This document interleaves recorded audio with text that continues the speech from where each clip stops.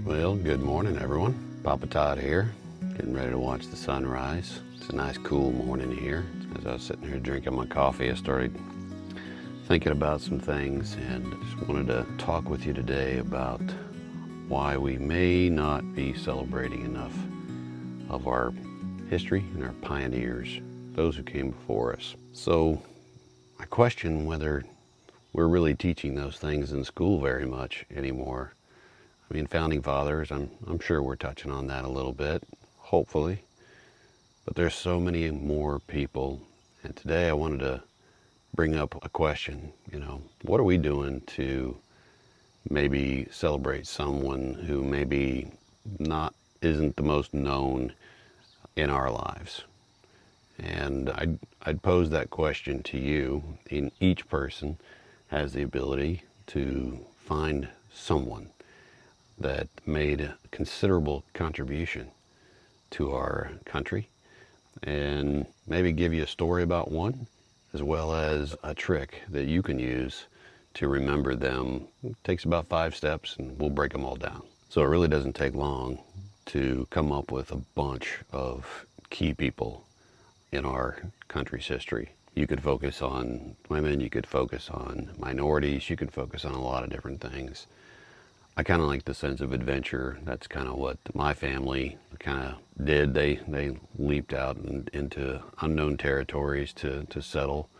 And so those stories of the Oregon Trail and others like that always intrigued me. So in 1852, a 22-year-old Ezra Meeker headed out from Iowa in a wagon. Him and his young wife, Eliza, with their ox-drawn wagon, joined thousands of others heading on the Oregon Trail. This was a 2,000-mile journey, virtually walking and riding, crossing rivers, facing disease. And at that time, there were many Native American conflicts along the trail.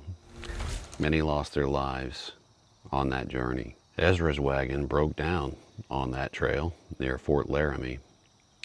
Luckily, the area had lots of trappers and traders, and he was able to barter for the repair. A lesson that he learned would one day become a primary source of his abilities and his income. When he arrived, he settled and began to grow hops and become a very important person in the community. But those hardships on the trail stuck with him. And at age 74, he decided he needed to retrace his steps and share with others the importance of that trail and the importance of the sacrifice of all those who were on it. He was concerned about the railroad and the importance of the trail being forgotten, and he knew it needed to be remembered. So in 1906, he again hitched up his wagon and retraced his steps along the way, leaving markers, sometimes stone, sometimes steel. He ultimately created plaques from Washington all the way to Missouri. He did this not just once on a wagon.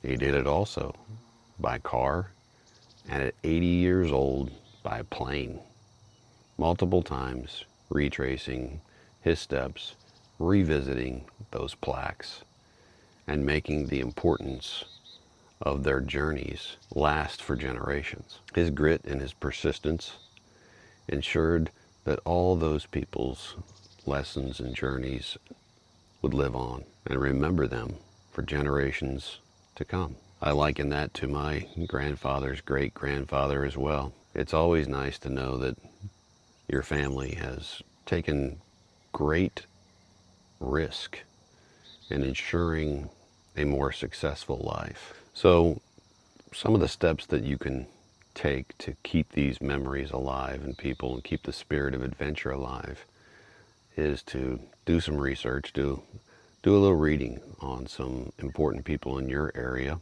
that may have been forgotten. Select that pioneer. And step 2, make a plaque.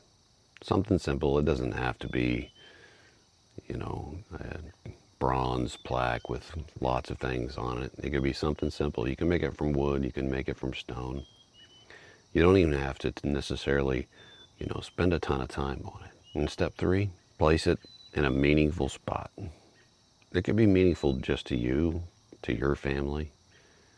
You could put it in a faraway place as well, in a location that was meaningful to them. You want to be sure that if you're putting this plaque in a public location that you check with authorities, because you don't want it disappearing a week or two later. So be sure and check that out. Get permission if you're going to put it on public land. Step 4, start sharing this history. Start sharing their story. It could easily be just at a family meal. It could be at church. Begin that story, that lesson, teaching others of the importance of their lives and what they did, their accomplishments, and what that meant for others that followed. Be sure and keep the story short, but focus on the gratitude. Be grateful for what they've done and what it means to you in your life. And step 5, reflect on that annually.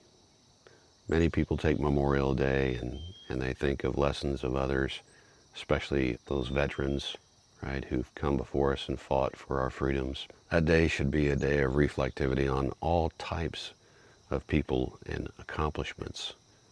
Use that day as, or another day that means has something special to you to visit that plaque and to reflect on their life and to tell that story to someone new who may not have heard of that story before. So if you have someone in your life that you can recall and maybe you've forgotten about, revisit that life.